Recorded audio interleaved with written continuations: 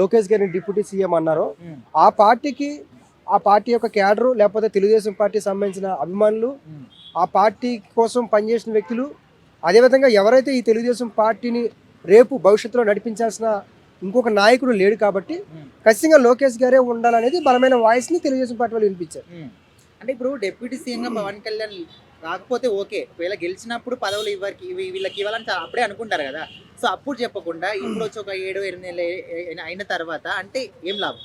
అంటే ఇప్పుడు ఇది ఇంకా అది కన్ఫర్మేషన్ చేయలేదు. ఒక నిన్న నైటు దావోస్లో చంద్రబాబు నాయుడు గారి పర్యటనలో కూడా అదే విషయం చెప్పడం జరిగింది. ఏంటంటే వారసత్వ రాజకీయాలు అనేవి వారసత్వంతో రాజకీయాలు చేయడం అనేది సరైనది కాదు. లోకేష్ గారికి ఆల్రెడీ వ్యాపారాలు అవన్నీ మా తరపున ఉన్నాయి, కానీ రాజకీయాల్లో ఇంట్రెస్ట్ వల్ల లోకేష్ గారు రాజకీయాలకు వెళ్ళడం జరిగింది.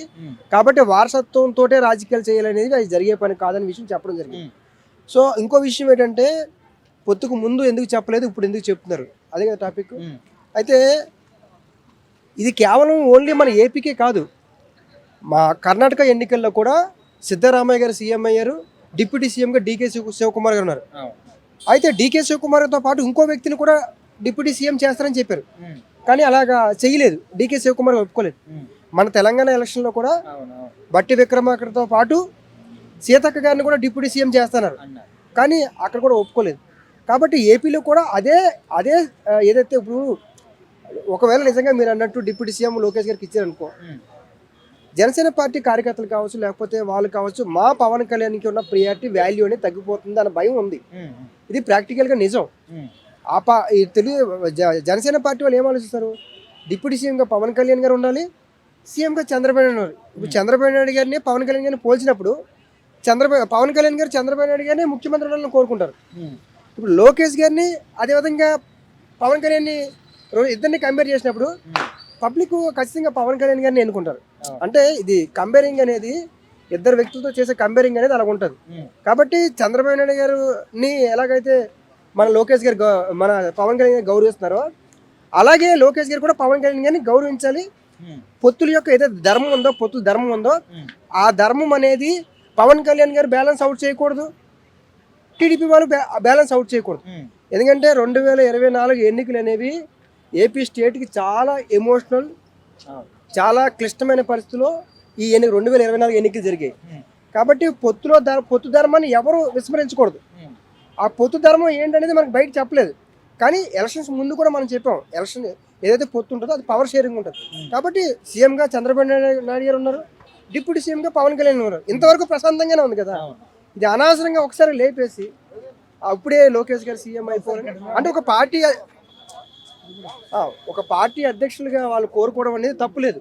లోకేష్ గారిని తెలుగుదేశం పార్టీ వాళ్ళు కోరుకోవడం ఎటువంటి తప్పులేదు, కానీ ఇప్పుడే అవ్వాలి అంటే ఇప్పుడు ఆల్రెడీ ఏదైతే కేవలం తెలుగుదేశం పార్టీ వల్లనే ఇప్పుడు కూటమి అధికారంలో రాలేదు, పవన్ కళ్యాణ్ గారు కూడా ఉన్నారు కాబట్టి. సో అది అంత అంటే వన్ సైడ్ చేయాలనేది జరిగే పని కాదు. అంటే కళ్యాణ్ గారి కిందికి లాగడానికి టీడీపీలో ఉన్న లీడర్స్ అంటున్నారు అనుకోవచ్చు అన్న. అంటే కళ్యాణ్ గారు లాగడం అనేది కాదు, కానీ తెలుగుదేశం పార్టీకి ఒక లీడర్షిప్ అనేది ఇప్పుడు కావాలి. అయితే ఇప్పుడు లీడర్షిప్ చంద్రబాబు నాయుడు గారు ముఖ్యమంత్రిగా ఉన్నారు, రేపు భవిష్యత్తులో తెలుగుదేశం పార్టీని నడిపించే వ్యక్తులు కావాలి.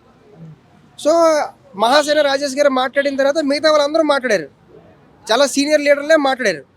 కాబట్టి అంటే మీరు అన్నట్టు కోరుకుండొచ్చు, ఇప్పుడు డౌన్ఫాల్ చేయాలని కోరుకోవచ్చు, కానీ అందరూ కోరుకోరు.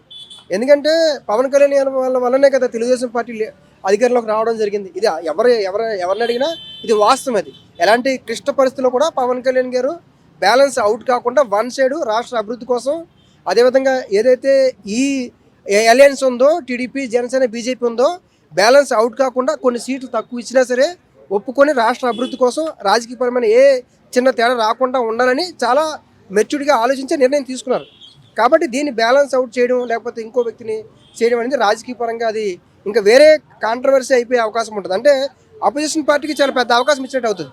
అంటే ఇప్పుడు ఈ ఇష్యూస్ వల్ల పార్టీలో ఏమన్నా విడిపోయే అవకాశం ఉందంటారా, చీలికలు వచ్చే అవకాశం ఉందంటారా? అంటే పార్టీలో చీలికలు అంటే కేడర్లో చీలికలు వచ్చే అవకాశం పొత్తులో 3 పార్టీల మధ్యలో అంటే ఇప్పుడే రావు.